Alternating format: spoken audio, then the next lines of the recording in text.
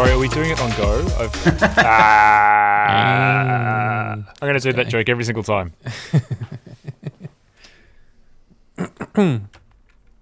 Okay, welcome to the third phase boss cast, which is probably a working title for us at the moment. This is our first episode. Obviously, we are the podcast for Third Phase Boss, a freshly minted, brand new Australian, independently owned gaming, pop culture, tech and gear platform, where we also have cool, bespoke merch where we work with artists who work in and around gaming and pop culture.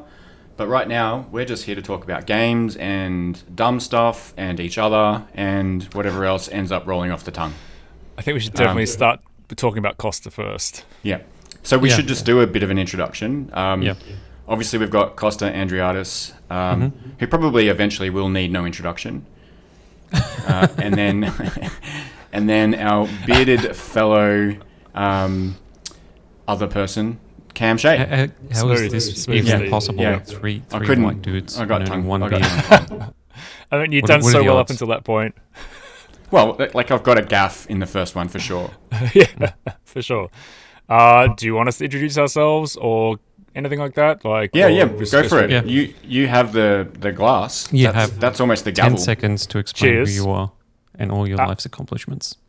Oh, really? Okay, I was born in... Wait, I'm not going to even say it. I'm not going to say it. No, my name's Cam Shea.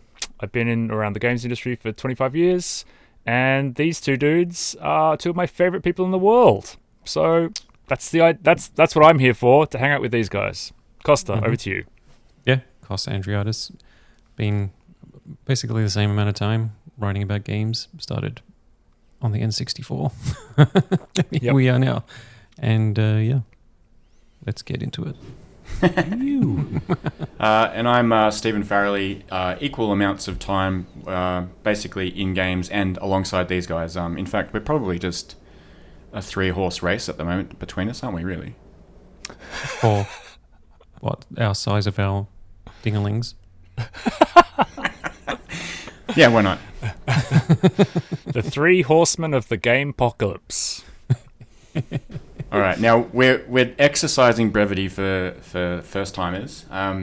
So we're going to jump straight into a discussion about what we've been playing. Obviously, a podcast that's situated on a gaming and pop culture website kind of probably needs that. It's obligatory, probably in a contract somewhere that we haven't signed or looked at, but are beholden to. So why don't we kick off with Kay? What have you been playing?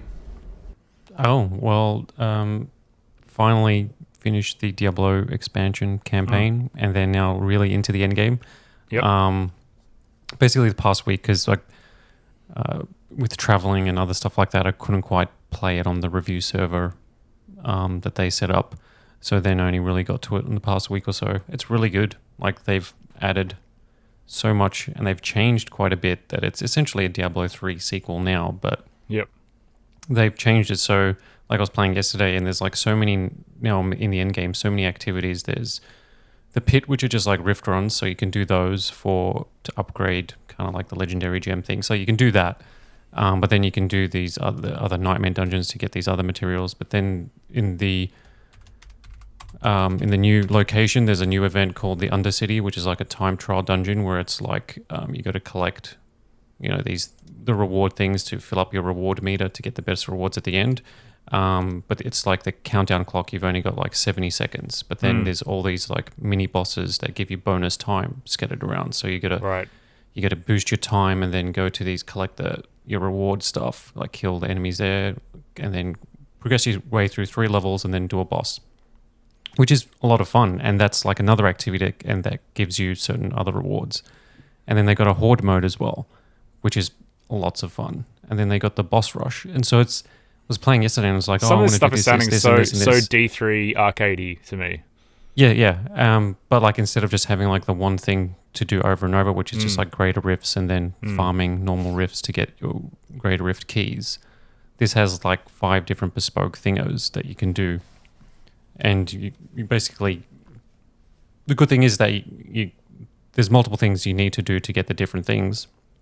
So they split up the rewards in terms of like, if you want this specific thing, if you want to upgrade your gear, you want to run these dungeons. But then, anyway, they've mixed and matched so many different things that it's quite cool. And they added a raid as well, which I completed. It's like a 3-stage multiplayer, minimum 2 players. And I thought, okay, this is just going to be like a bigger dungeon. But it's actually pretty cool because you actually split up, and there's certain like boss battles where one person has to go into like a shadow realm, and then they, they've got a limited time to do something, and then somebody in the main realm to basically just remove the boss's shield, and somebody in the main realm has to like collect these things to be able to reopen the portal for you to come back, and then you can fight the boss. And it's actually quite tense and a lot of fun. And to do those 3 stages, they split it up into 3.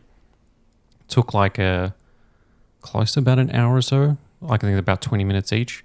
And then even then, like that's like a weekly thing now. We can get like a weekly cache to do like the raid, the co-op raid.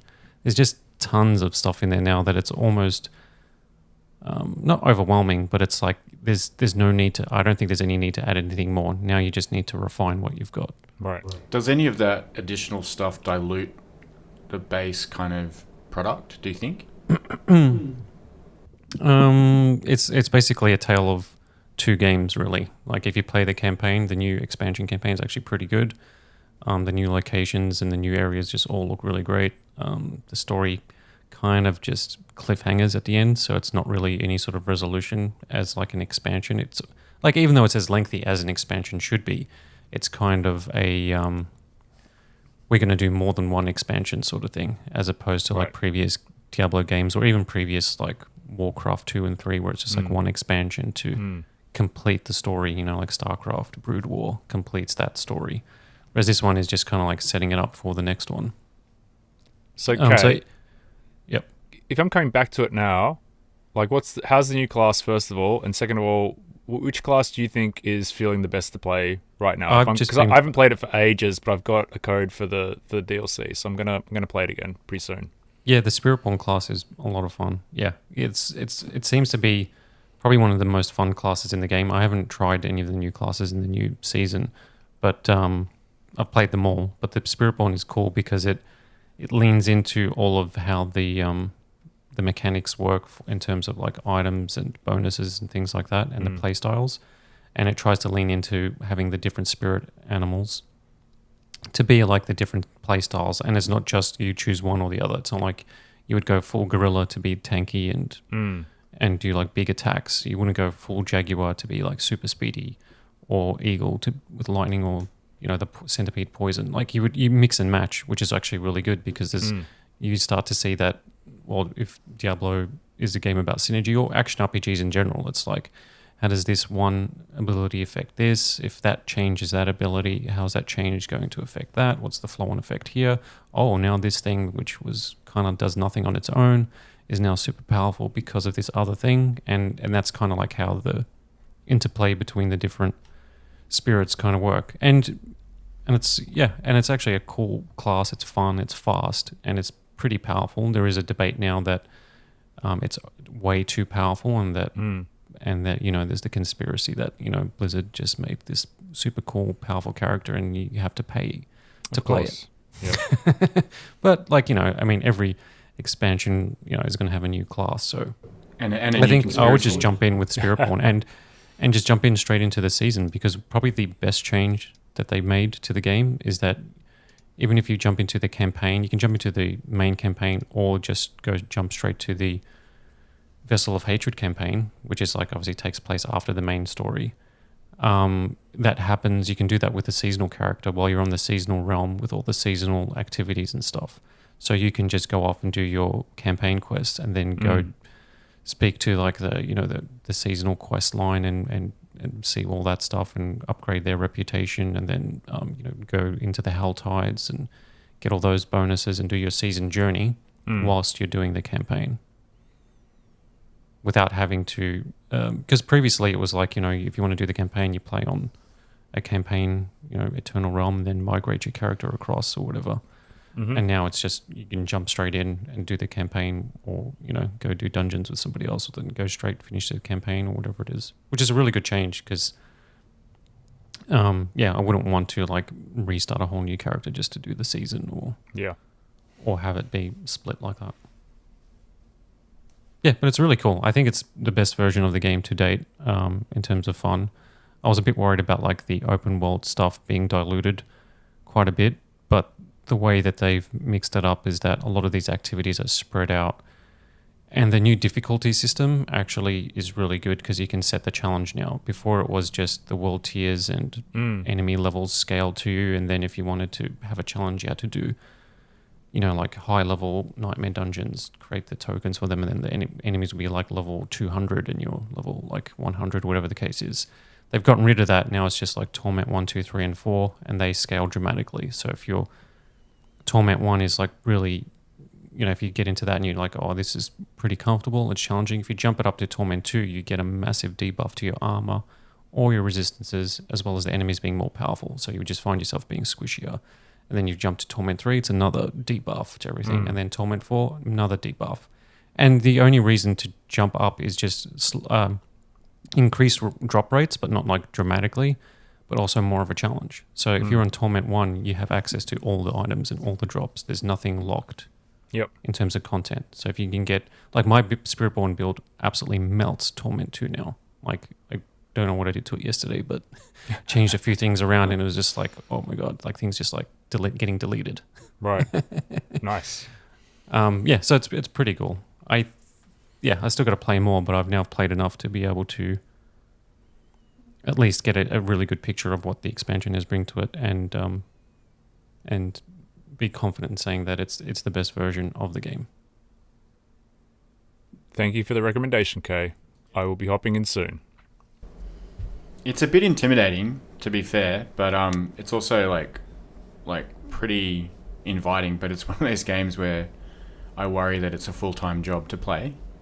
Yeah, I mean, it's just so many games are like that. It's like, got to rustle up a spare 50 hours to really see what this game has to offer. That's what it is, right? So you, like my seasonal character now, with doing the campaign as well, is at about 35 hours or so, which isn't even that lot. So they've kind of like accelerated it. So even if you don't do the campaign, you could play like 30 hours each season and get a really good character if you know the game. Like once you learn the ropes, once you do that initial 100 hour or whatever, like, where you're hooked into it and you're just discovering everything it has.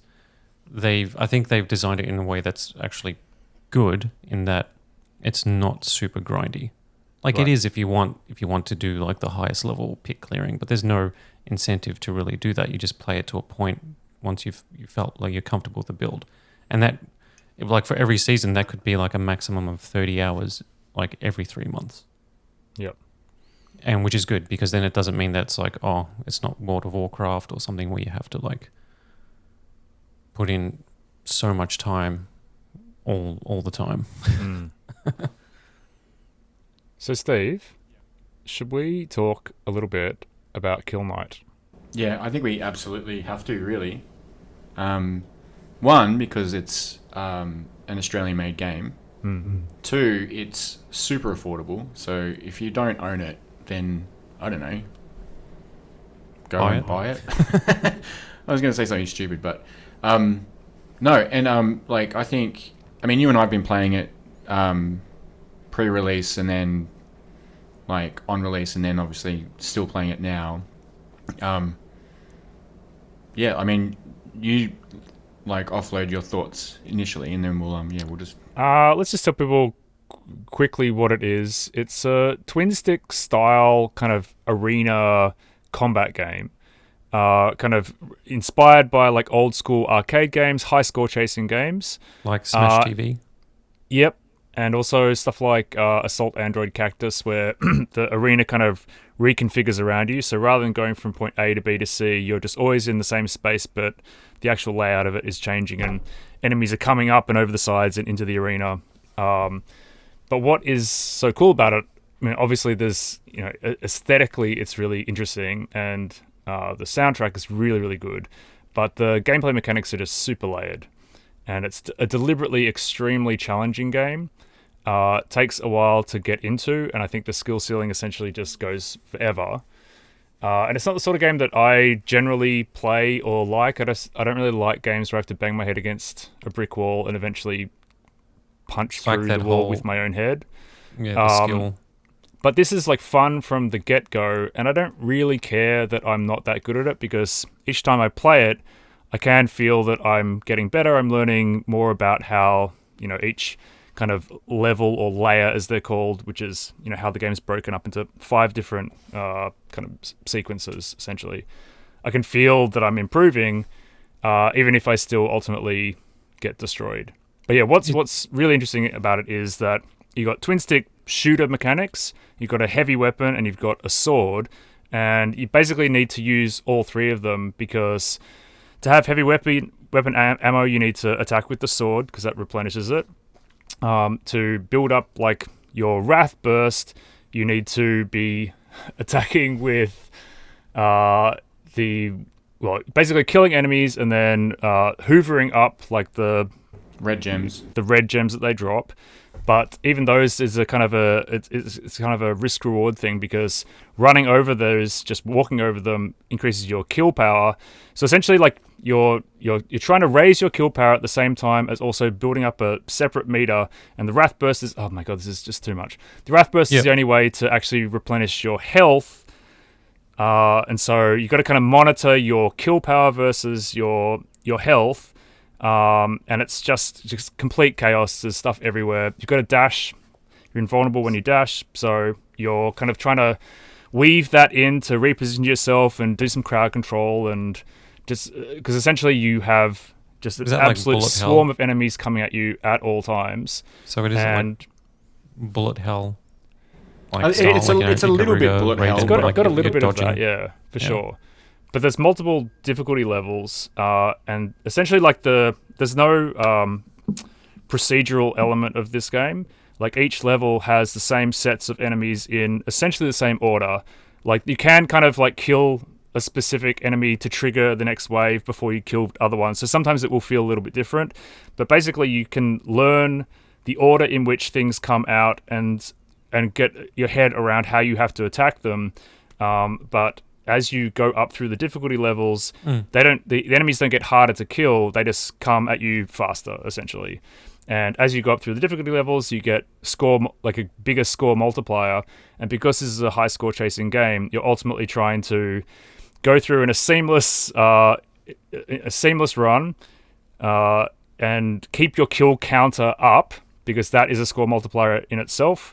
And yeah, just basically be killing something within every couple of seconds, and not taking too many hits. And that's in addition to the multiplier as well. So there's also a separate kill multiplier, which goes towards I can't remember specifically what it does, but everything has an element that affects the battlefield and how you engage all the enemies. And so when Cam mentioned like bashing your head against the wall, it does feel like a game where you do progress. It's not like you hit a wall and then you can't go any further. And then mixing up your strats, because the economy of health shards versus wrath burst, and like the sword also has a meter that you build up, which enacts this thing called hyperdrive. But that takes forever to build up. That's been my biggest gripe with the game so far, because I've tried to, in Solitude, which is the first layer, literally just tried to spend the first half of that just like using the sword and just the pistols, and it still takes forever to even get the sword built up. So ideally what you want to do and we should say that the sword is utilitarian.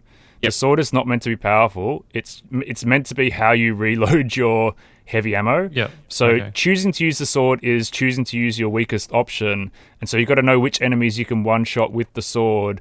And so you're always monitoring your heavy weapon ammo and just using the sword here and there to reload that. But then, as Steve says, the more you use the sword, the more you then build up for this screen clearing, ultra kind of move. And then in addition to all of that is the evade, which is such a key factor to the whole game, because you need to skate around the arena effectively. And you do get unlocked, so you get like the ability to get like 4 evades in sequence. Yeah, I was gonna say, like, what's the goals? What are the rewards you get? Like, if you get better and better, like, is it a rogue? Like, what elements are there that? There's no mechanical. You unlock like there's a bunch of the pistols, the heavy weapon, the sword, and then Evade. there's like no, that's part of one of them, right? Or is Yeah. that the because there's amulets as well? Yeah, it's amulets. Yeah. Yeah. Okay. So yeah, you complete kind of objectives that aren't actually your objective. They're kind of sub objectives on top of because it's just all about your high score. It's all Yep. about clearing the layer with the highest score possible based on your kill multiplier, your kill power, all that stuff. And one other thing we should also quickly mention is that it has like an active reload system. So when you're using your twin pistols, you need to reload every 20 seconds or whatever. And so it's like a Gears of War style slider, and you can use Oh yeah. the active I reload find like that with the distracting. pistol button, and that'll, depending on the pistols you're using, that will give you a specific perk for a brief window of time. Or you can active reload with the sword button, and that, again, depending on the sword you're using, that's a specific attack. And then there's also an active reload where you can suck up all the blood crystals that are on the ground. So you have a choice every single time you reload. You have a choice of 3 things you can decide to do based on the situation you're in and based on what you need. So if you needed more heavy weapons ammo, you could use the sword reload as a way to get more, or it might just be a better AoE style clear than amping up your pistols. And so there's all these different loadouts that you can explore, but none of them are designed to be better than the others. Like, it's not like you unlock better and better weapons. They're just meant to be different options, and you can mix and match based on your playstyle. But ultimately, the goal for the development team was parity between all those options so that there's no clear best build. And obviously that's an easy thing to say and a very difficult thing to actually make happen. But that was their goal. And that's the thing, like, Right. as difficult as it actually is, and it's really, really fucking hard, it's so balanced. Like, you can feel how finely tuned it is. So when you die, it's almost frustrating knowing what you know about the game systems and how the economy works versus just being able to execute. So it's a game designed for people with such, like, people like Job, like, he can probably play games like this with his eyes closed. But it's such a rewarding experience, and I'm loving it. Yeah, my problem with like pure skill-based games is that I need something else. Like, Hades is a lot of that is skill, but eventually you can get enough power to, like, I kind of like when a pat on the back as well, like reward just for the sake of completion is a high score is a reward. I mean, and it doesn't need to be more than. I'm not just saying it needs to be more than that, but I like a pat on the back. I like something slid into my pocket. I'm like, oh, what's that? Thank you. Just quickly before we move on, let's just touch on the aesthetics of it, because it's deliberately lo-fi and just this kind of neon red. Chromatic. Was that sorry? Chromatic. Yeah, I think the art style of this looks cool. Like, I would play it just for the aesthetics. Yeah, the art style's awesome. They were kind of going for like an Alien arcade machine was like one of their kind of thought starters for what they wanted it to be like. And the soundtrack's so good as well. The soundtrack actually helps the gameplay so much because you get yourself into a rhythm. So it's not... I wrote about it in my review. It's not a rhythm game per se, but the game soundtrack, and then all of the audio cues that happen as you play, they almost happen in sync with the music anyway, or at least that's how it feels. Yeah. And then, as I mentioned before, like when you're skating, so evade becomes such a natural button press. And my loadout is like the two evades, and evade replenishes really quickly, but you've just got to remember you've only got 2. So a really good example of how to utilize it is if you use up all of your heavy weapon ammo, often what you'll do is you'll wait for certain enemy types, like they're all kind of arachnid, to come in, and there's the ones that shoot, which kind of look more like bug spiders. They don't give you much ammo, but then there's the other ones that kind of look like locusts. Those ones give you heaps. So what you would normally do is you'd try to wait for a massive swarm of them and just back off, but then you'll like throw your sword right in and then quickly evade back out, and then throw your sword back in and then quickly evade back out. That's your 2 evades used, and you probably replenished your entire heavy ammo in one like one sort of quick swift move or two quick swift movements, and then you just offload your heavy ammo again, and then that's like you can do that, and that takes all of about 2 seconds, and you've cleared the whole arena. So it's like there's a really rewarding dance to how to use all of those little layers. I found it so fun learning how you're meant to deal with different enemies as well. Yeah, you know, obviously there's enemies with these kind of translucent kind of shell shields, which have, you know, they're weak to carapaces, demonic carapaces. That's right. And if you hit those with the Wrath Blast, it just blows up everything on the screen. Learning how to evade through lasers and do that side of it's really fun as well.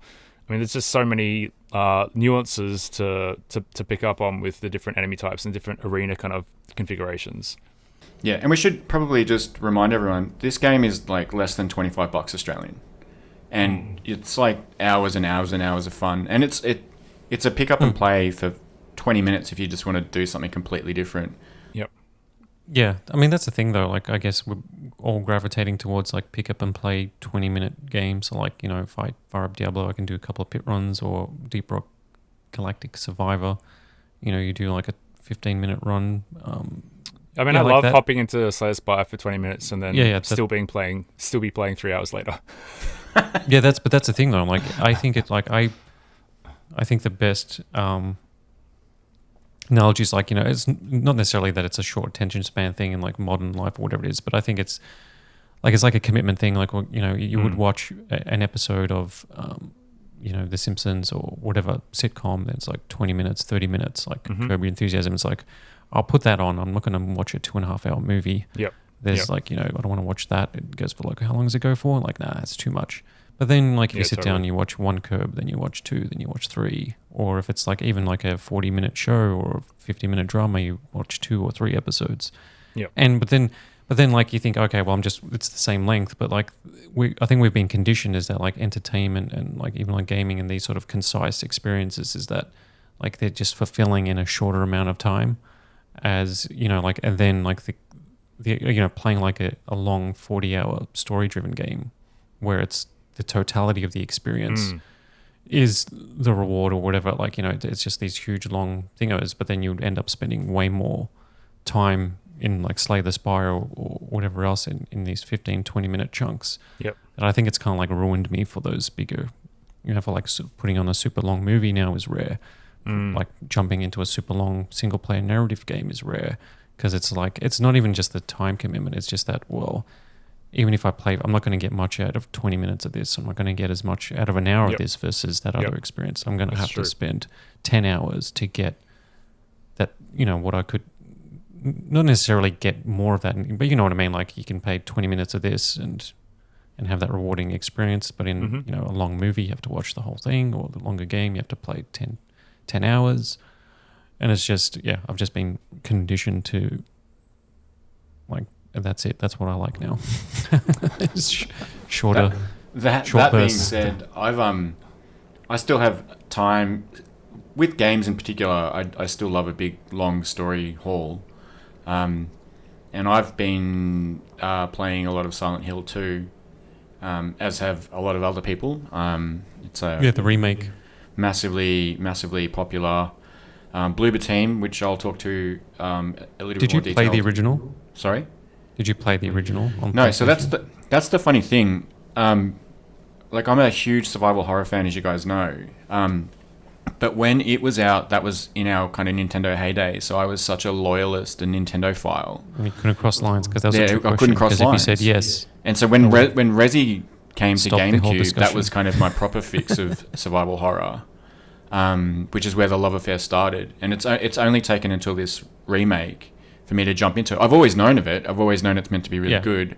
But holy shit, I've been up till 4:30 in the morning for the past 4 nights, sitting on the couch, wrapped in a blanket on my own in the dark, with my LifeX and Nanoleaf lights on, like with full mood, just me and this game.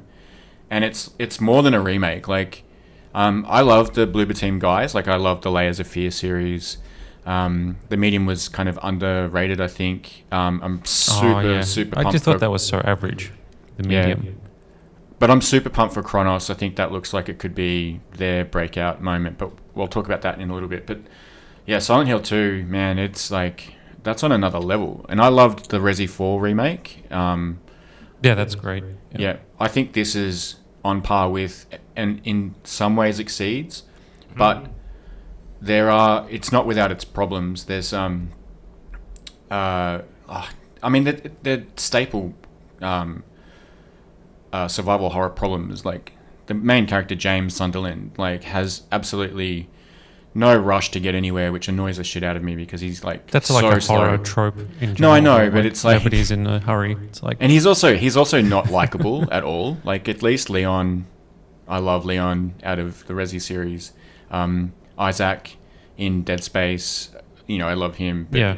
like James he's a dick. He's a total dick. He's got all these people around him that he's like meant to be engaging with, but he's just fixated on his dead wife who wrote him a letter. I don't get over it. Sounds fair. Well, over it, James. I heard this story before. What's that? Your wife died? Boo hoo hoo. But no, it's like the art in the What game about is the incredible. The migrant problem.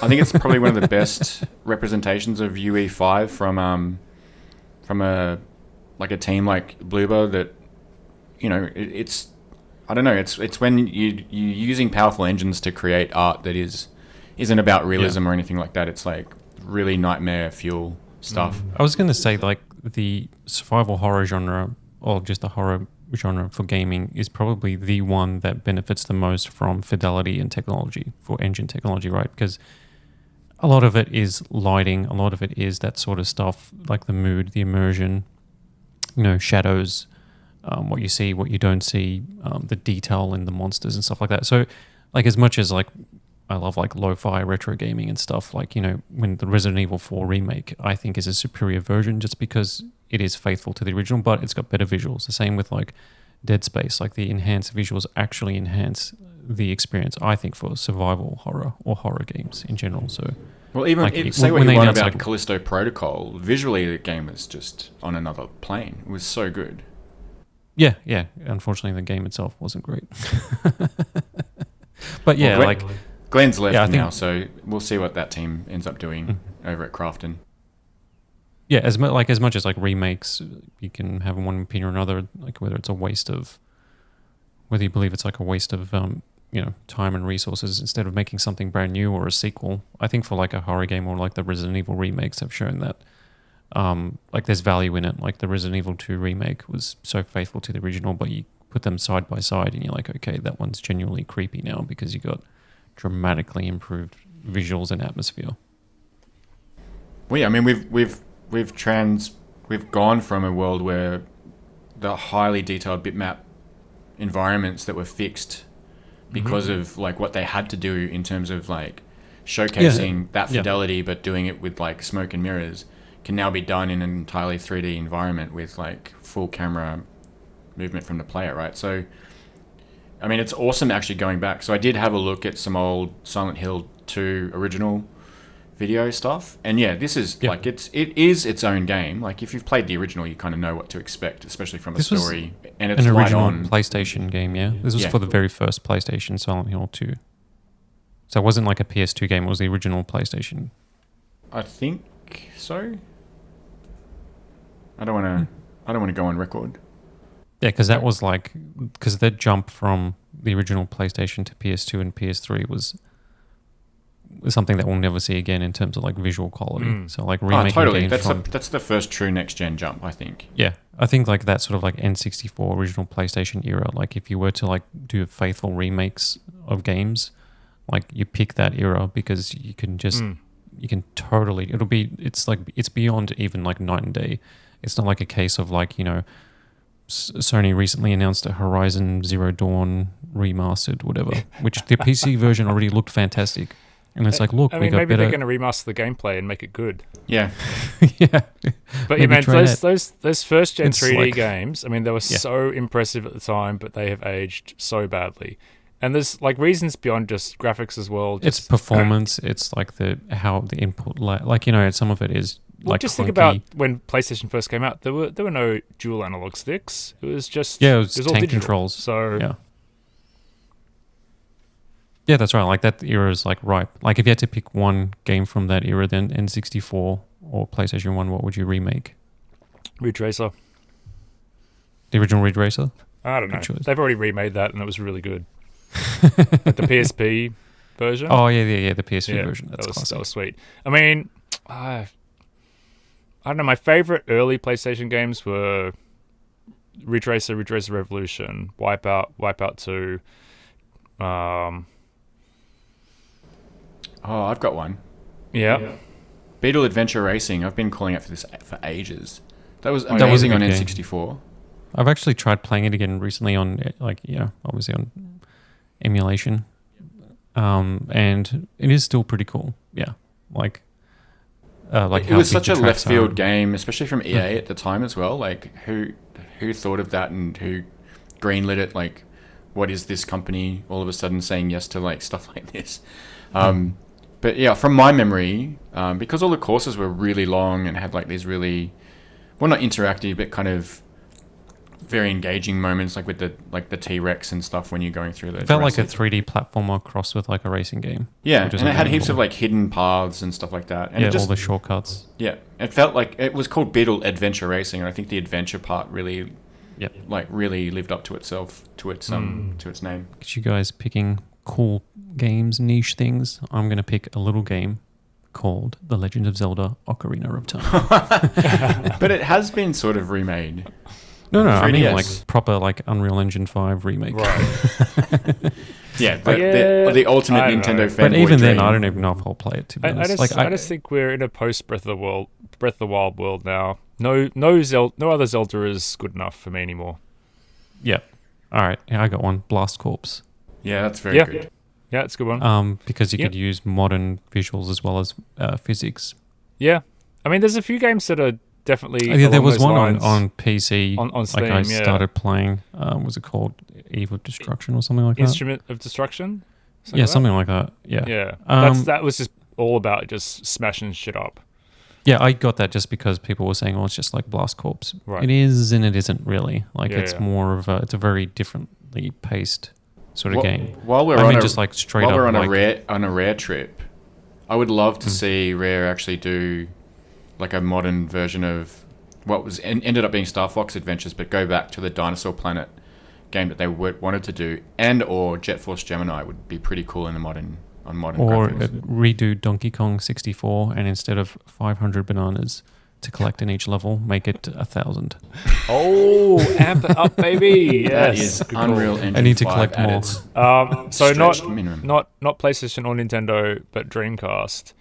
I mean, I would love to see a new Power Stone game. Do you guys Oh remember that? yeah. Yeah. That was such Capcom. good fun. It's like, just Jackie Chan style fight scenes, improvisational, using the environment, cool cartoony style. That'd be fun. So many cool, good games on the Dreamcast that you could just remake. Yeah, there's a ton. And Kay, you did mention you don't have a lot of time to play big long games, but I do see on the rundown here you've got a pretty long game in Frostpunk 2. Yeah, that's different though. Like, I mean, I just mean like, linear structured Right. cinematic story games, like where it's a interactive and passive, you know what I mean? Whereas like, Civilization or something like that, it's like, yeah, I don't have time, but then you fire it up and 3 hours, 4 hours later, you're still playing. That's, or even like with Diablo, right? It's like give and take. You're like, that I can just do one mission for 20 minutes or just play the intro. Like, it's just, what you're getting. And like a strategy game, I think is very, very different to, playing Elden Ring or something like that, even though you may pump in the same amount of time. But Frostpunk 2 is pretty brilliant. I got to say, like, I hadn't really been I was following it quite a bit before they did like a full reveal, so I didn't quite get what was different about it. The original Frostpunk was essentially like a city builder with a survival element. So it's set in Victorian era London, where it's like a steampunk sort of version of that. And there's an ice age, right? So it's getting colder and the big freeze is coming, and they can predict the weather. And so and then you have like basically the generator sits at the heart of the city. The generator generates heat, and then you would build around a circle around that. So you would build like habitats for people, but you have to like keep mining coal, and you have to your generator, if it gets super cold, you need to maybe overcharge your generator to keep people from getting sick. So it's basically like a city builder with like a bleak, grim view. You basically got to survive. Cool. It's a pretty amazing game. I think it's worth playing because it gets so tense. And the ending of the first game is probably one of the best, I guess the most sort of, emotionally invested I've been in a game like ever. Because your city is like, because the music, it gets dramatic, right? So it's basically, it is a structured city builder with these grim things. And you got to make decisions, right? It's like, do you put the children to work or do you put them in schools? If you create schools, then you're not going to do it. But if you put them in work, you're going to generate more of this. You have to make these hard decisions. There's amputees now. What do you do with them? This guy just lost his limb. There's now 15 people that have lost their limbs in the mine. So what do you do? Do you have a hospital for them? Or do you just send them out to the ice to, basically freeze to death? Like, you make these decisions, and choosing the harsh decision gives you so much more benefit because it's like you don't have to look after people or the elderly or whatever. So you're making all these really tough decisions. But as that's going, it's getting progressively colder, and what's approaching is basically a freeze. And so you need to be able to have a sustainable city with a X amount of resources to be able to lock down at this point and survive the Great Freeze. And to survive the Great Freeze, and then after that, they believe that it's going to be a new dawn. It's like the sun, it's going to warm up, and so like you actually get to experience that Great Freeze. The Great Freeze starts, and it gets hectic, and the music gets dramatic, and shit's falling apart. Your generator's going overdrive, and then it's like, it just builds up and builds up to this crescendo, and then if you survive, it's like okay, and then it's like the aftermath. You get a glimpse of like, okay, we made it. We maybe lost 30-40% of everybody. We've like everything is in chaos, but it's a new day, and that's how the game ends. That's Frostpunk 1. And it's a very, very, I think, a brilliant game. So Frostpunk 2 basically sim cities it. Like, it decides that, okay, what if you want to plan your city now? Now that it's still the Ice Age, right? So it's still cold and freezing. You still need generators. You still need, like, it's not like green lands. Like, it's not like everything's frosted, but things are improving and it gets colder and there, but it's not like the insane temperatures of the Great Freeze in the first game. And so basically, instead of like this one generator in the center, and then you build around it in a circle, and then you have your heat maps, to try and keep everything under control. In the new one, you kind of like, you frost break, you clear the ice to start building, like you actually spread things out, and you build out like industrial zones, more residential, and then there's like how they interact with each other. It's kind of like SimCity, but it's more like, if that that will lead to squalor and pollution, and that would be so it's still negative. And then you have like these factions now that have risen up, and you're the leader, and you have what you do, make a decision, you put laws into place. It's a very like Civilization and more SimCity. It's more in depth into that city building side, but they still kept the survival element where it's like you make a decision and somebody doesn't like it, they can eventually revolt, and if you upset too many people, then you're actually deposed as the leader, and it's game over. So the people can rise up and take you out, is an actual outcome in the game. Yep. So then while you're doing that, you do expeditions to find stuff. You got to find, like, the initial goal is to find something other than just straight up coal to fire the generator. It's like, we need oil. Oil's going to be better. There's all these remnants, and you find people, and it has all of this story-driven stuff that was in the first game, but it's more about how do we move forward, even though it's still pretty bleak and the resources are limited, and you still got to do the same things. So people want a law on what on like education. It's like you make an edict, like children under thingos. It's like the same thing. Either you put them to work, or we can have schools, and the schools will lead to better science and the research. It has like Civilization research trees, but it has SimCity city planning. So it's, but with the survival element still there. So it's a pretty good sequel, I think, if you've played the original, but it's way more involved, and I think impressive from that perspective. So people were like, well, how do you repeat Frostpunk? Because it was that very singular experience. It had all this depth, but it was the city side of it was just that generator, and you build around, and there's only so many times you can do that because they did an expansion to that. I've replayed the game twice, so it's like, well, if you just do the same thing again, it's not going to be as impactful. but it's actually pretty good so far. I'm a few chapters into the story now, and there's a non-story sort of like mode where you can just do free building and just keep going forever. But like I'm following like the story version of it, where there's just events that happen, but you're still free to do what you want really. And yeah, it's really good. Like the scope of it is huge, and I appreciate it for that. Like the fact that they went all in on a sequel that is way bigger than the first one, and completely not completely different, but different enough that it feels like a proper sequel as opposed to a like SimCity 2000, 3000. Like it's the same thing, just shinier or better. It's like a very fundamentally different game. Like they really expanded the scope of what you can do and how you can build your city. And you got a few months to play it as well, because when's Civ 7 out? Like February or something? Yeah. Because I'm quite looking forward because to the problem jumping is because I like it's I do the odd ones. Oh, really? It's like 3, 5, That 7. is OCD as all get up. No, but that's how usually people go. People skip a Civ. Like they don't play every single one. People skip like a you Civ. go hard. I went hard on 5, and I didn't really play 6. So now I'll play 7. Like enough time passed where. Yep. That's You fair. just I mean, jump into I guess it makes sense. I have a similar policy with Assassin's Creed games, except that I stopped playing at Assassin's Creed Brotherhood and have not played one since. Yeah, well, that's fair enough. Like, why would you want to play Shadows with all the controversy they've had? Yeah, that's I haven't even been following it because I just don't care at this point. It might be something we can touch on because we can probably talk about Ghost of Yokai next time. But I guess moving beyond Frostpunk to something a little bit more lighthearted, Cammy, you've got a couple of games here that are nice and fun and colourful. I'm just gonna blast through these, Steve, because I'm just a fucking old cynic at this point. And my problem is, let me just set it up for you. My problem is that there are certain games in my life that I feel are so well designed and so fucking amazing that when other games come along in the same genre and they just don't hit those heights, I'm just kind of left wanting.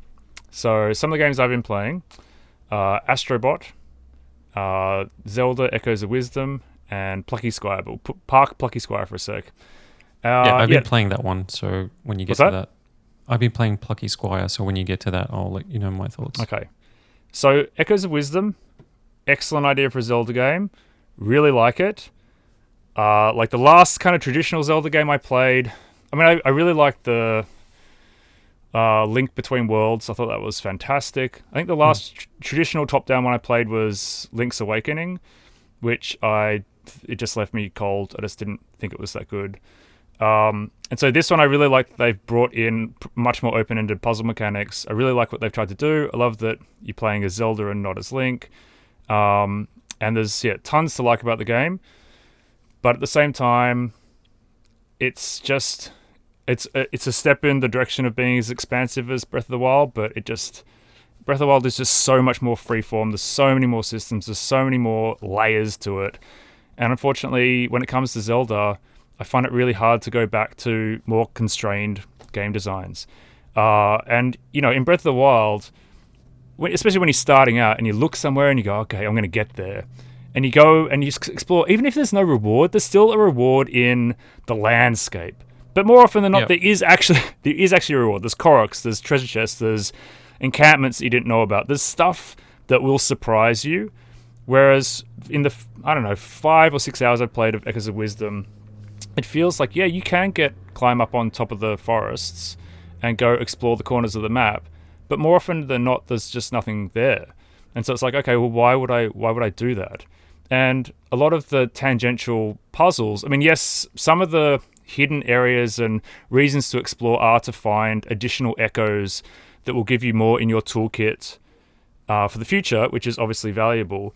But a lot of the time you'll do kind of side puzzles and you'll get a treasure chest reward and you'll open it up and there'll just be some rupees in there, right? That's always been Zelda though, right? Like even Breath of the Wild, I think even Breath of the Wild has that problem where you would do this like puzzle or you'd complete this thing and it'll just be a chest with rupees and you'd be like, okay, like what was that? But that's exactly my point.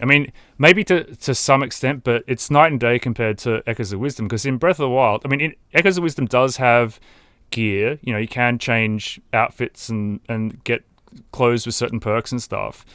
But in Breath of the Wild, there were gemstones, there were outfits, there were like so many crafting resources, arrows, shock arrows, fire arrows, all that kind of stuff. And so you would, even if a treasure chest was kind of disappointing, it was always like you didn't really know what to expect.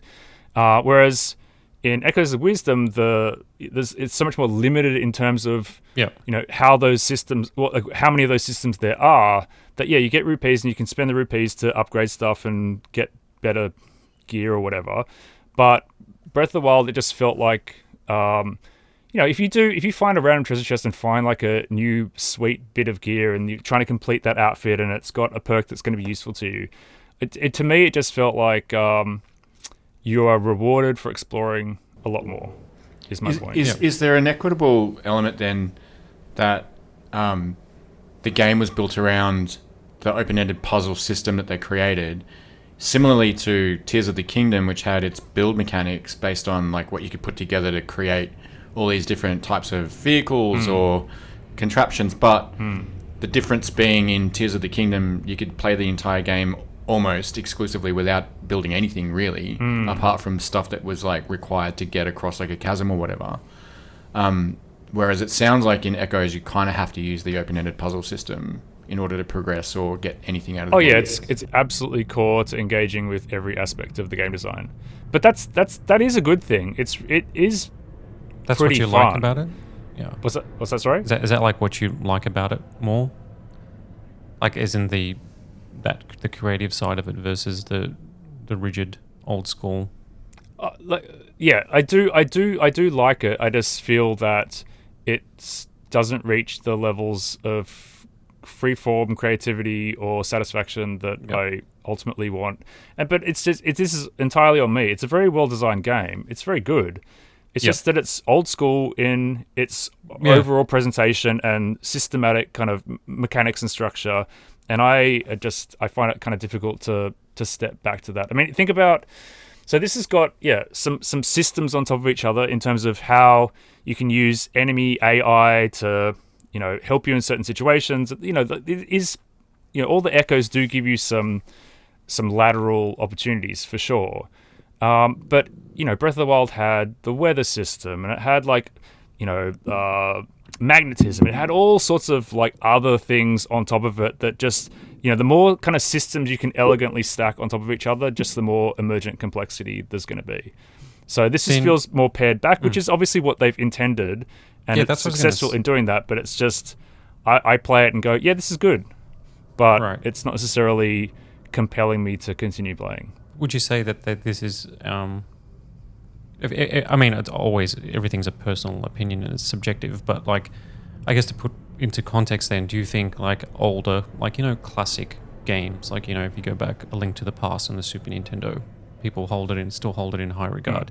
Do you think the value in that is now more academic for you personally versus anything rewarding, just based on games like Breath of the Wild, like that free form creativity or survival mechanics, crafting, all these sort of things that you might gravitate towards now, or you feel have a place in these sort of games, versus you need the bow, so you have to go get the bow, and now that you've got the bow, you can go here, and now that you go here, now you got the bomb, that traditional Zelda framework. Do you think that now that's for you personally is just that only has academic value now for you? I would say to a large degree, yes. And it's also, the passage of time and we all understand how those mechanics work. And so it's a bit trickier for that to feel exciting and surprising and different. But also, I got to say, I've played a bunch of Zelda games over the years and I really like the series, but Breath of the Wild was the one that really got its claws into me. So that's my game, right? So I'm not coming to this from the perspective of being the evergreen Zelda expert. I'm coming to it from the perspective of as in it's playing hundreds of hours of Breath of the Wild and being like, that's a game. And to be honest, a lot of people would jump into it that way. If somebody grew up playing Breath of the Wild, that was their first Zelda on the Switch, and then they see Echoes and they're like, okay, I've played Tears of the Kingdom, played that, like outside of all the other retro stuff that's available on the Switch. But like if it was, all is Breath of the Wild, and then you were to pick up this, like it would just feel too old school. Oh, dude, I find it difficult to introduce my son to some of the classic games in these big franchises because I started him on the best games in the franchises. Yep. Just very quickly, because I do want to move on to Astrobot. There's a couple of things also that I'm just a bit confused about in terms of like their QA process and not addressing it. One is that when Zelda goes to like summon an object, there's no kind of shadow that indicates where it's going to summon in. And so you can be kind of angled slightly wrong and place it in the wrong position. And because of the way the system works, where you can summon X number of, you got Tri's power, which allows you to summon like, however many, like each object has a different summoning requirement, but you summon them in order and then the oldest one disappears unless you can kind of manually disappear one of the newer ones. But the point is, when you're building a tower or doing something like that, if you've placed something in the wrong position, it can be really frustrating because you can't undo it because it's below you or whatever. And so I don't really understand why there wasn't some kind of indicator to show where it's going to go. Where it's going to go. Yeah, that's weird. That seemed weird. And the other thing is... Or an echo of where it should go. Yes. This is a game all about echoes. And when you bring up the echo menu, there are a few different ways to sort them, like most recently acquired, most used, yada, yada, yada, and by category. But there's no favoriting system. In the pause menu, there's like a grid-based layout of them all, and it'd be a really simple thing to just go through and go favorite. Yeah. But instead, people are doing workarounds like reusing the same echo over and over again to bump it to the top of their most used list. Yeah, right. Oh, right. Which is a really that'll work. It's a pretty clunky system. It's a pretty clunky. Like I don't understand why there isn't, when they've already got ways to sort them, why they wouldn't just add that additional one in. Yeah, it could just be a star or a heart, and that's it, right? Like exactly. It's not that hard. So that was a bit confusing to me as well. But yeah, it's a good game. I like it. Okay, so I dare ask what your thoughts are on the Astrobot, a game that everybody loves purely because of its retro, I guess, fan service. PlayStation fan service. Astrobot is exactly the same for me, in that in a post Super Mario Odyssey world and in a post Super Mario Galaxy 1 and 2 world, like no fucking 3D platformer is ever going to be as good as those until the next Mario 3D open world Mario game. And it's so blatant. I had a big gripe with this actually when I first started it up. Was I was like, this is just so 100% Galaxy and Odyssey, like unashamedly, which is fine. I don't mind that at all. But I didn't think it. I thought then it lacked any authenticity. It's like the clones, right? It's like you played Doom back in the day, but then you played Rise of the Triad and you played that. Like they weren't as good as, but they were still pretty good. You know what I mean? You still enjoyed them. So like, if you hadn't played Doom, you'd probably think they were pretty good. Yeah, so like that's right. Even if you have, you can still think it's pretty good, right? Like it's a lesser of, but it's still entertaining. But like even if you love Odyssey and you want more, and it's like, okay, this is a photocopy of that, and it's slightly faded, but it's a lot of fun. But it's not even that it's slightly faded, because I think Astrobot is very good. But like again, my point is that in Super Mario Odyssey, the capture mechanics, that whole system is just so fucking open. You look out at the world and there's all these creatures you can capture. They all give you different abilities. Like that allows them to just put little puzzles and little secrets and little challenges everywhere. Whereas in Astrobot, you've got your pretty stock standard base platforming mechanics, and then in each level you'll typically get like some kind of backpack power up, and it'll be that's the power up that they're theming the level around. And I get that, and that works. But in Odyssey, you just leapt between all of them, and you're always discovering new ones. Whereas in this, it feels much more kind of like level by level, and that again, it's fine, and the presentation is great, and it is a very good game, but it pales in comparison to Odyssey. I think Odyssey was like underrated. Like even though it was like 9s out of 10s or even whatever, but I don't think people realized how good it was. Yeah. Because it's a game that gets... Super Mario Odyssey is absolutely in my top 10. It gets better. All time. it gets better the more you play. Like the more you discover, like, you know, hour 20 is like not enough. Like, you know, you got to dig deeper because you're just going to find a wealth. Well, you guys know I did that video for IGN, which was like I remember. I loved 170 tiny details in Mario Odyssey, and that when I was making that video, that just gave me a license to 100% the game, and so I just played and tried everything that there was. So I've fully maxed that game out, and it's a masterpiece. Absolutely, Pro gamer. You've made me want to actually go back and play it now, which is damning, because that's another one. Do you just like full-time job if you decide to 100%? Yeah. I mean, what can you do? Like, as soon as like I think amount of time passes, it's hard to go back to things. But it's a good one to go back to. Like, there's no reason why you have to be beholden to the latest releases. All right, before you guys get to Plucky Squire, I'm gonna jump over to the Holy Gosh Darn, which is a game I've been playing. You know nothing about this, Kay, unless you have heard of it before. I just saw you were playing the Holy Gosh Darn, and I'm like, I was like, holy gosh, that's a darn interesting name for a game. It's a comedy game, a comedy adventure game, which it's got K written all over it. Usually means it's built to fail, because there's so many that just don't work out unless you're like, from the golden age of LucasArts games. By and large, most comedy type games just don't hit the mark. This one is really unique. I was telling Cam about the other day, but basically what it is you are an angel and you're in heaven. You kind of sit by the gates. Peter's there in his little booth. The only things that are getting into heaven at the moment are dogs, because humans are so shit that they just go to hell immediately.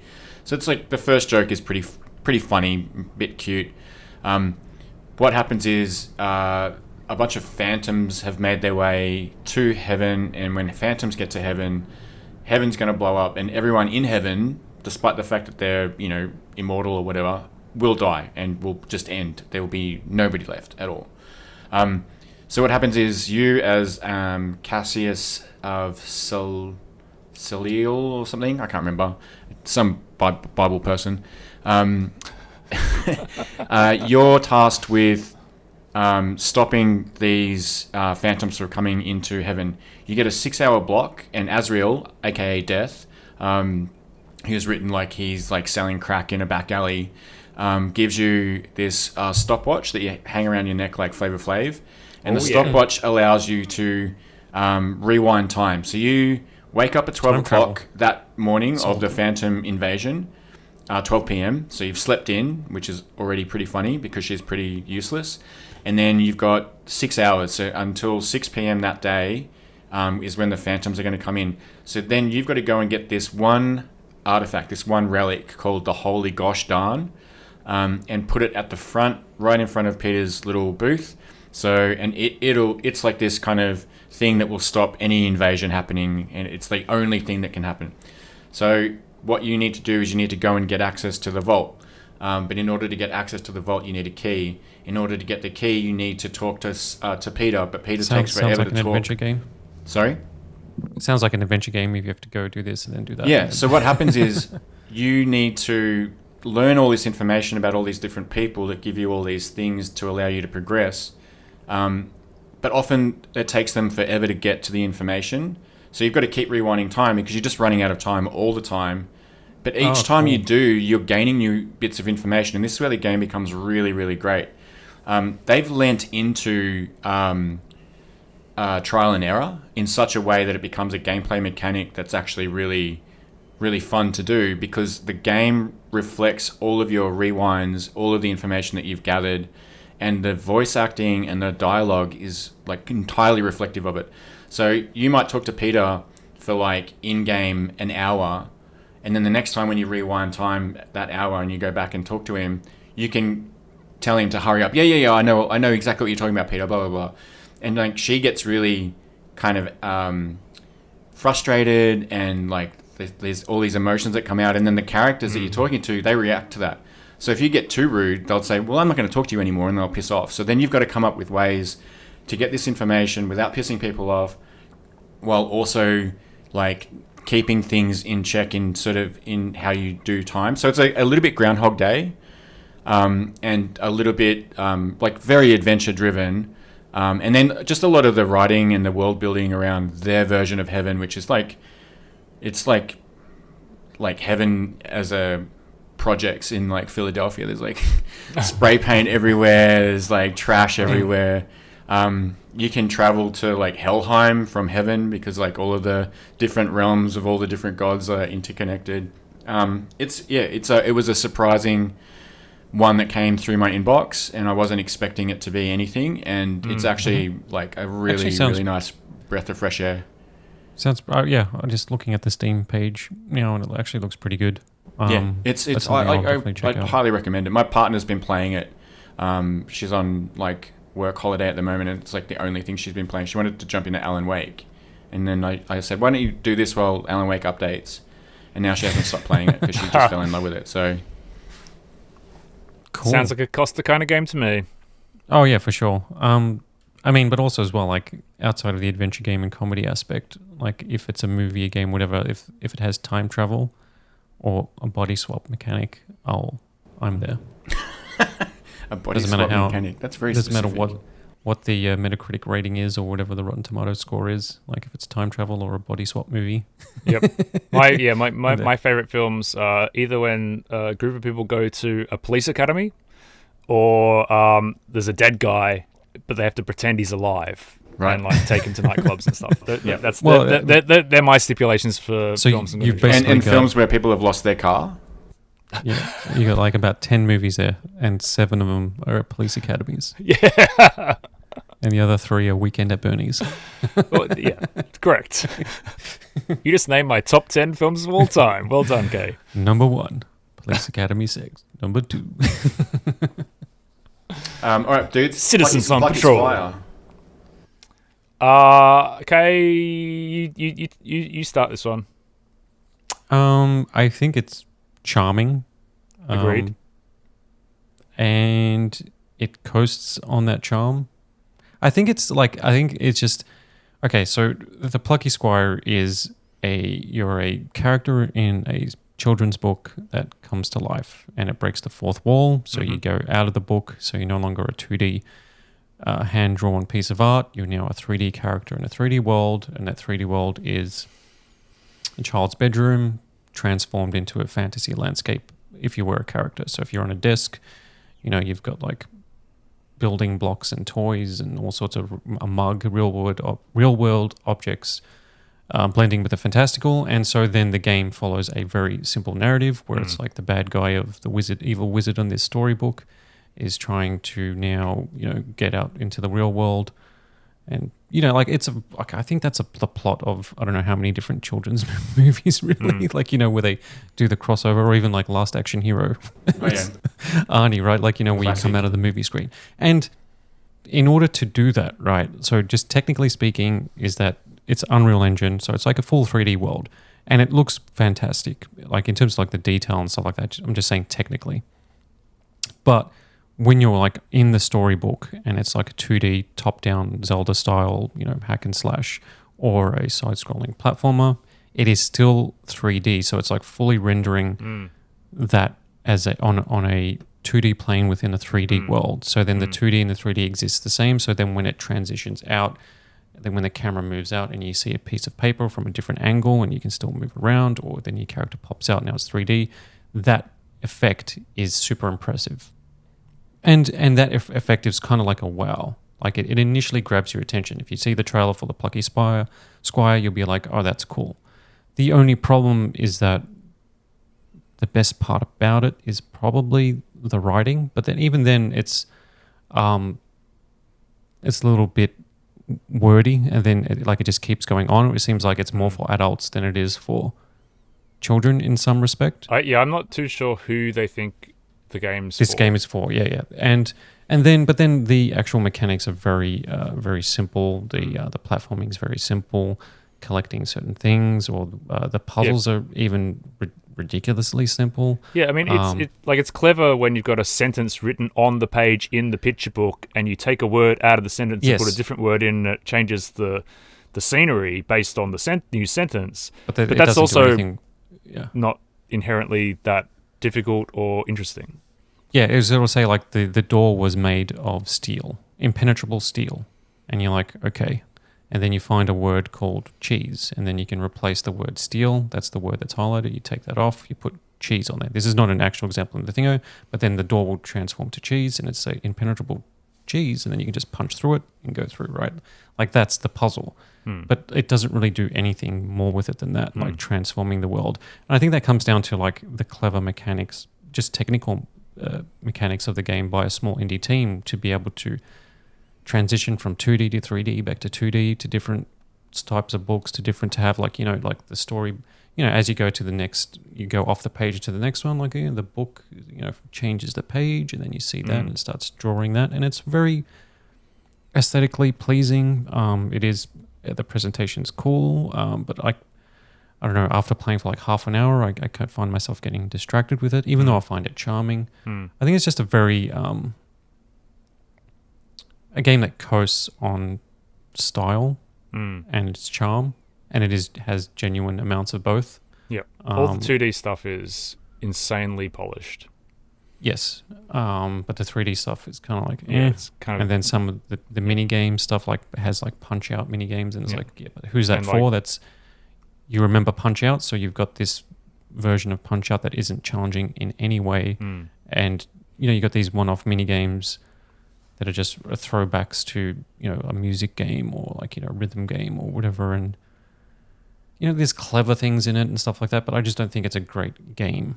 I think it's a fun experience. I think the problem is that the overall concept is the cleverest part of the whole thing. Yes.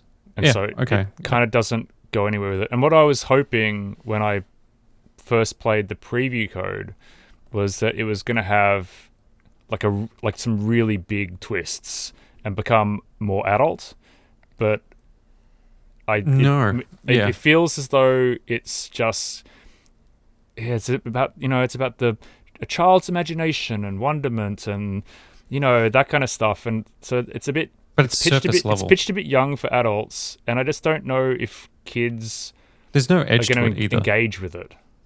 Did you find that there's no edge to it either? Yeah, I nothing. wanted some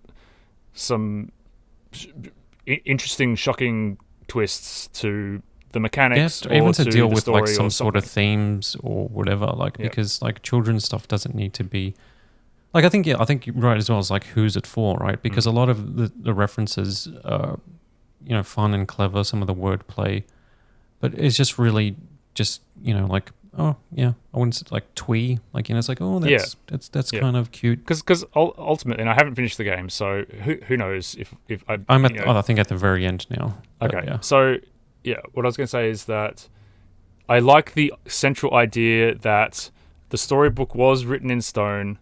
Jot was always the hero; he always triumphed, and then he's thrust into like having to write the book for himself. Like as a premise, that's really good. But ultimately, he is still just the hero.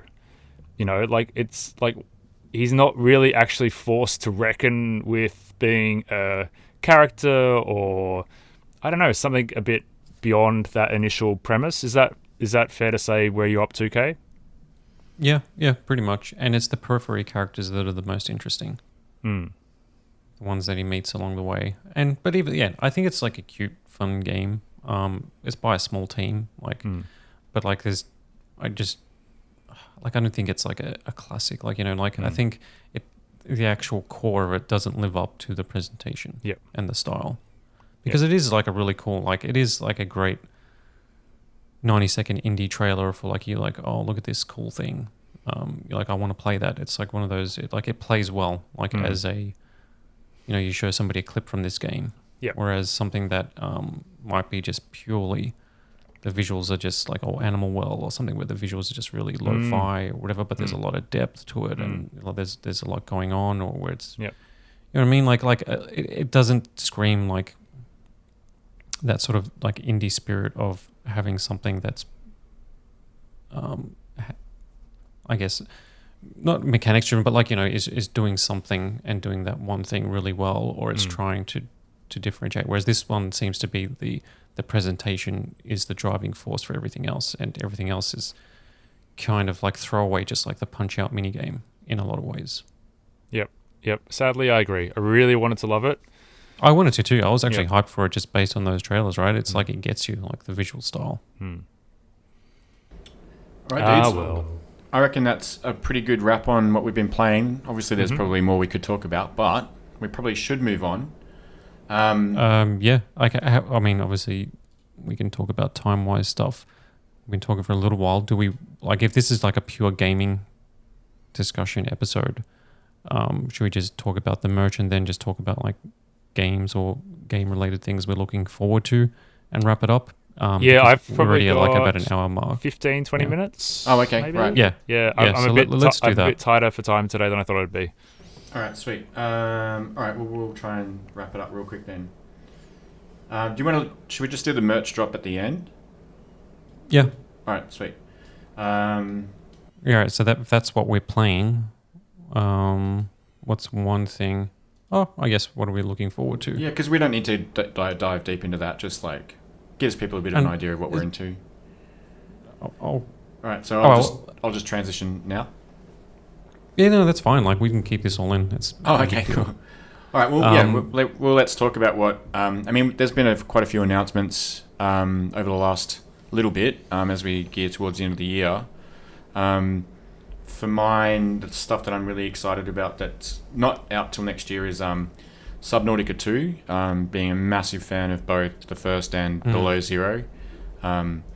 I love survival games. I love open world games. I love the idea of an open world game underwater, and then obviously being able to build bases and find resources and discover new blueprints and just expand and live in the world, like exist in the world. Like that's one of my favorite things about the Subnautica series. Plus, it's got an incredible soundtrack and the audio is amazing. And I just love Unknown Worlds as a developer; they're awesome. Chronos, which I mentioned a little bit at the top from Bloober Team. It looks a little bit like Dead Space with some time travel, so maybe up your alley, Kosta. Maybe there's some body snatching in there, who knows. Body swapping. And then for the Like remainder of Freaky the Friday. year, Stalker 2 is 100% the game that I desperately want to play from a sort of a AAA sphere. Partly because, and you can go to the site and have a look. There's like a documentary that was dropped a couple of weeks back talking about how the studio dealt with the Russian invasion of Ukraine, being a Ukraine-based studio, and what they had to go through. It's a little bit less about the game itself and more about dealing with, one, the logistics of trying to remain a development studio with an actual end goal, the resilience that comes with that in the face of such adversity and oppression. Just a really fantastic, eye-opening thing set within the confines of the video game world, but with a broader element of impact. And then for me, just a handful of indies that I've discovered through Steam Next Fest, such as The Stone of Madness, which sounds pretty cool. Kill the Shadow, which is coming from China, but it needs a lot of work in its westernized dialogue. A lot of it's kind of really broken English. But it's super stylized, a cool detective game. Yeah, I think Stalker 2 is going to be absolutely huge. Like that game, it's hard to like fathom like how big the original was on PC specifically. Like Stalker, the original Stalker was kind of, I think it almost reached the heights of Half-Life, if not the same.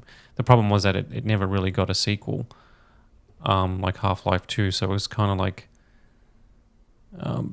never reached its full potential. And I think just it still has that legacy, and I still think, anything Stalker does well, like you look at all the trailers, you just look at the view counts on YouTube or whatever, and every single Stalker thing has got like millions of views versus, even like big games, like, from whatever franchise, Assassin's Creed, So I think it's going to be like an absolute huge game.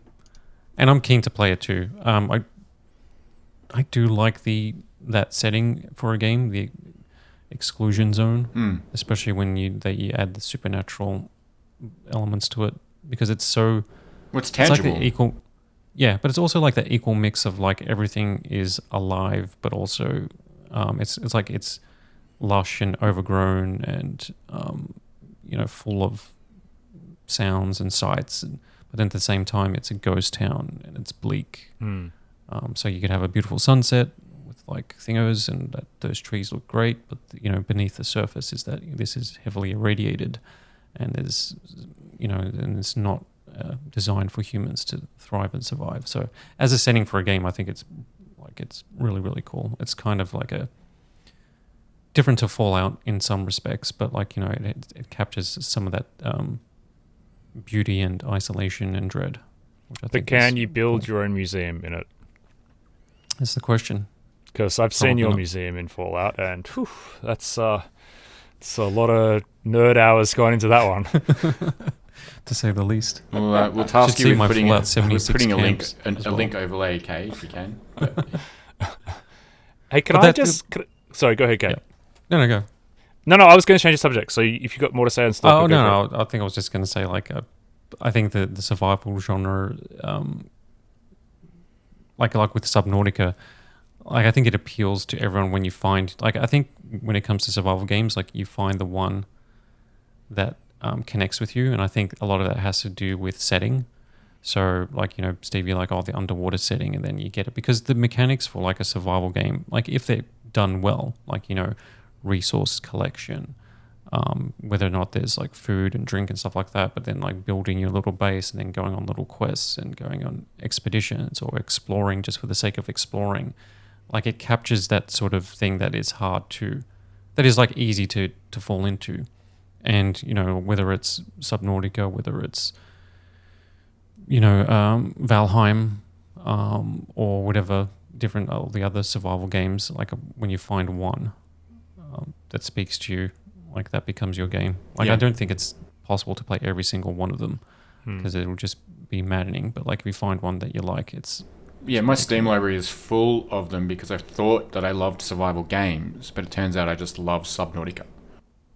No, you do like them, but it's just you like the ones that the aesthetics. Yeah, well, Breath of the Wild and Tears of the Kingdom are also survival games. Yeah, that's right. It's the elements work well when you're in the I think setting has a lot to do with it because absolutely. Those elements are they're just pure mechanics that work, right? You can transpose it like a survival game, on a Astroneer on a different planet, it works, right? Because if you want to be on an alien planet or No Man's Sky, it just works.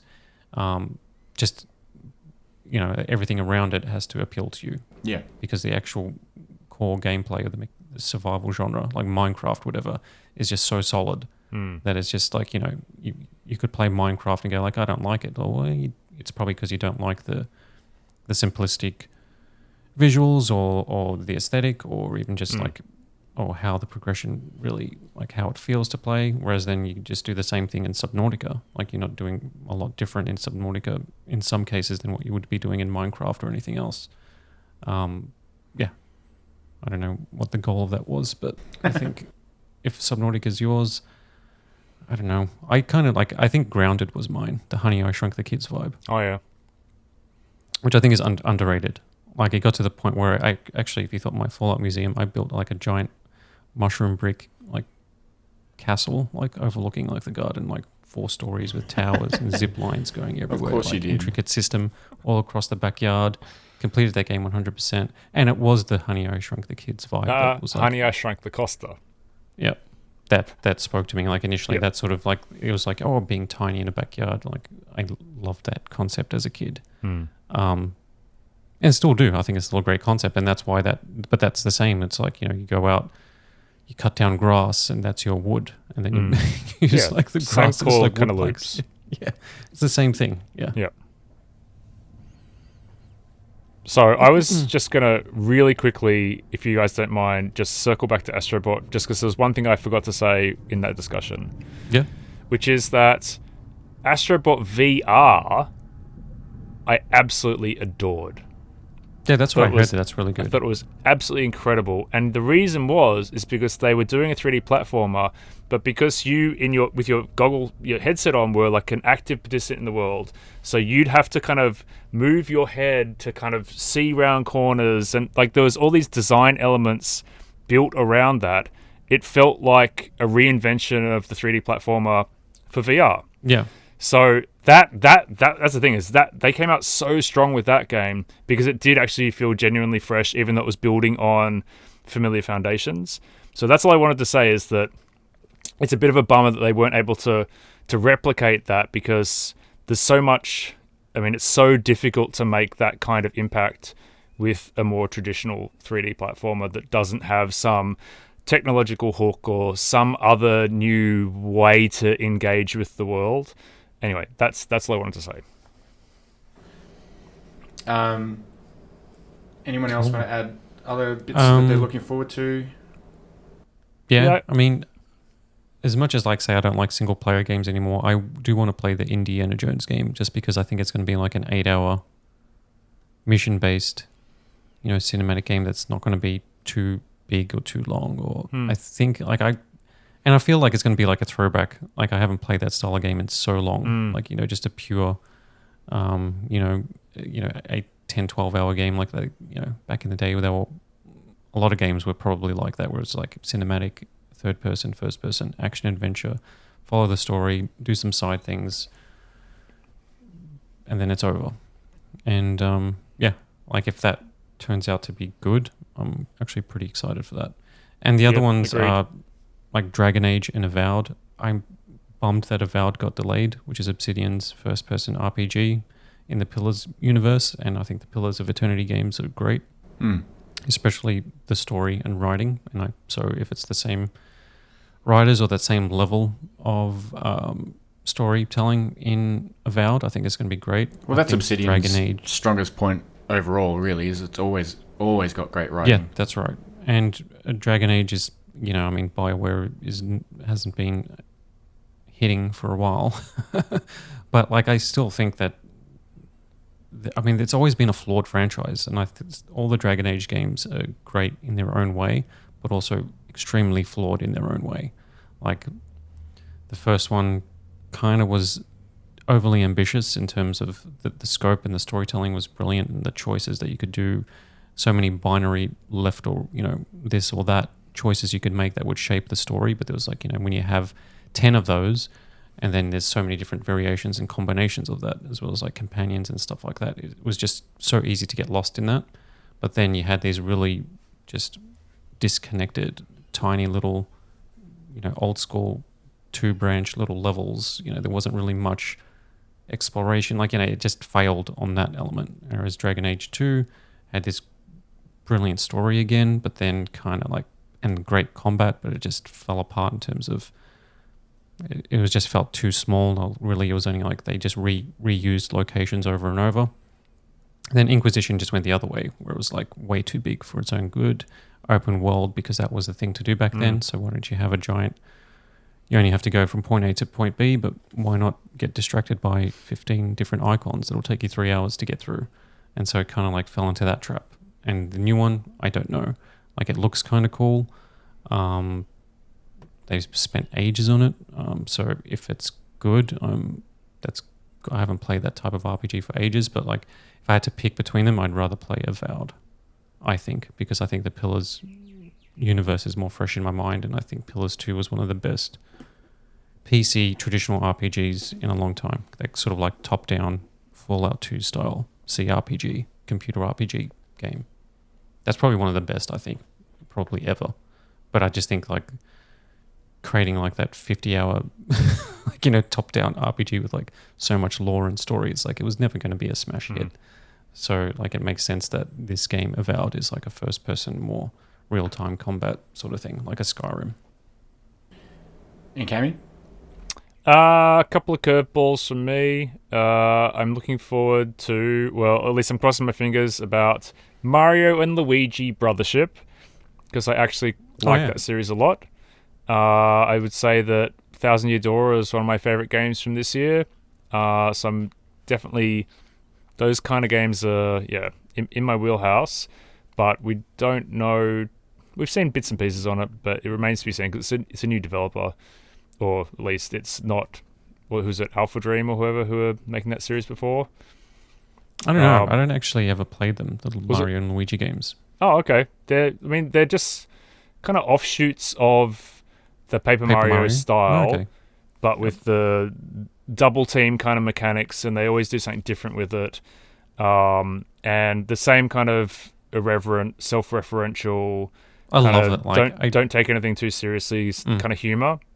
So It's always puzzled me like how good their translations are, because Oh yeah, these are Japanese developed games, but like how are they so funny? it's Yep. Bill Like, and it Trennan, just man. seems like- Bill Trennan, he's Like the the man. situations, like the way that the stories are presented feels like that was the same no matter the language, as in like the clever dialogue is the same. absolutely. All Like, those is it the- games, yeah. the way the dialogue is translated is just so light and effervescent and just fun, and Yeah. they have just the right amount of slang. Like it's just they really nail the tone that like bringing I assume what is the Japanese tone across, or at least they just The got sensibility. crack writers who are like, oh, we can punch this up to make it work for English language speakers or whatever they're doing. Yeah, but then like always a so great good. translation is the same, right? Like if you look at some like the old novels, like, you know, different languages are translated. There are some that are, you know, as good in either language, like the original language. Like my dad would read like books in Greek as well as English, and then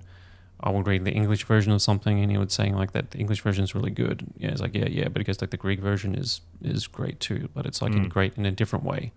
Like, and it's like, oh, okay, because then you kind of like, oh, that's so strange that you could take this original work and then translate it, and then it feels like its own original thing in its own right, if you know what I mean. And it feels like there's no other way to experience it. And I think that's probably a mark of a great translation, right? Is that you I mean, leaves think you about somebody wondering- like Murakami.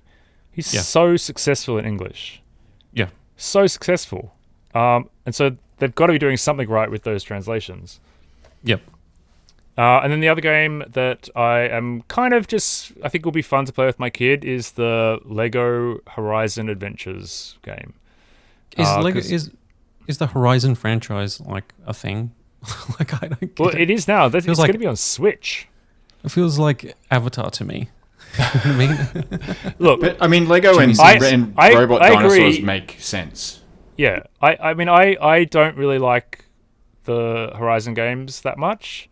Again, it's the Breath of the Wild issue where everything after Breath of the Wild that's an open world game pales in comparison. But I do like the Lego movies, and I didn't mind some of the old Lego games to play, you know, with my kid, but they were just so, a lot of the puzzles and stuff were just so rote and boring, and I don't know. I'm hoping this just brings the humor from the Lego films, adds robot dinosaurs, and just is fun. So Did you play that little puzzle game a couple of years ago? Lego Brick Tales, I think it was. Builder's Journey, I think it is. Yeah, Builder's Journey. Have you played that one? no, I didn't play that. It's kind of like an isometric. I know the one you mean, but no, I didn't play it. And yeah, and it's basically just little puzzles, like Lego puzzles, where you got to solve, and it's just like a meditative sort of like really, I guess, subtle colors and. Oh, was that the one you Move reviewed lighting. for OzGamers, Kay, back in the day? Yeah, I reviewed it. Yeah. Oh, if you play it on PC, it has the full ray tracing mode, so it just looks incredible. like, Anything with ray looking at. tracing. We got you there. kind I was wondering where this was going, and we got there. Yeah, so it looks incredible. But like, you know, you can play it without ray tracing, I guess, and it'll look like trash. if you're a chump. Yeah. Yeah. You don't have one of these babies. All right, dudes. I reckon we probably need to wrap there because I think Cam's got life stuff to get onto. Yeah. We'd be remiss not to close everything out with a reminder that our merch store on the site is up and running. And when we say merch, it's not just a logo shirt. We actually have shirts that have been designed for us by artists that work in and around gaming and pop culture, as I said at the top. If you buy a shirt, you're supporting the site. If you go to the site now, you'll see that there's no ads that are getting in your way or popping up. It was a conscious decision on our part to find a different way to not just monetize, but to also utilize monetization in that way to help spruik young artists and to build relationships with people that do really cool shit that we love, that sings to us as well. So this is our first merch drop, which is the Unit EAT Hungry Protector by Chad Drake, a friend of ours who is an Aussie living in Oslo, is now up on the store. So come and check it out in the shop and merch button at the top of the site. And our second drop is coming from Sydney boy called Jeremy Lord.